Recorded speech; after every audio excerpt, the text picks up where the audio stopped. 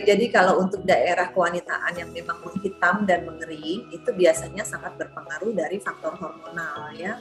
Karena perubahan dari kita bayi ya, kayak Barbie ya bentuknya, imut, lucu, pinkies gitu ya warnanya. Kemudian kita beranjak remaja, mulai ada pertumbuhan rambut di sana, perubahan kadar hormon di situ.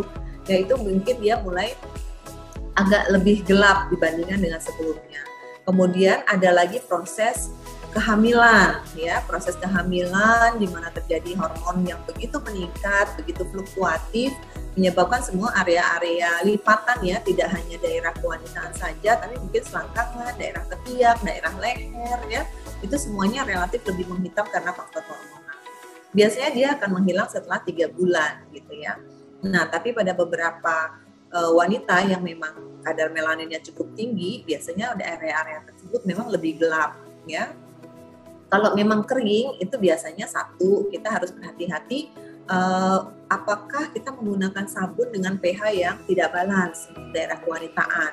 Misalnya dengan sabun mandi kan relatif alkalis ya, jadi itu menyebabkan kering juga di daerah tersebut. Seringkali menyebabkan malah terjadi iritasi, perih ya. Belum lagi sekarang mungkin banyak tren-tren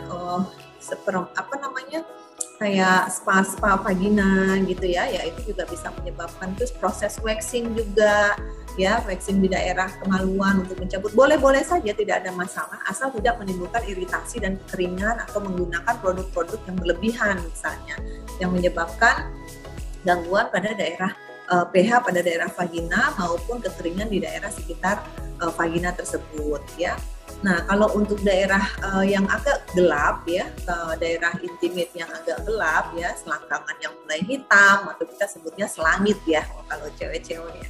Nah, itu biasanya dengan labia sekarang kita memang bisa menggunakan entah produk untuk brightening ya, apa yang diaplikasikan di wajah bisa kita aplikasikan juga di daerah kulit di seputar vagina, walaupun itu harus konsul dengan dokter obgynnya, harus ada dokter SPKK-nya ya, memastikan bahwa kadar-kadar yang digunakan di daerah kewanitaannya itu cukup aman gitu untuk daerah tersebut.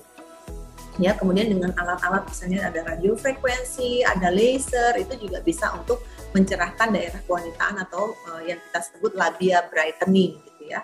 Gitu biar kembali pinkies, biar kembali seperti Barbie look gitu ya. Bisa, itu bisa dikerjakan sekarang.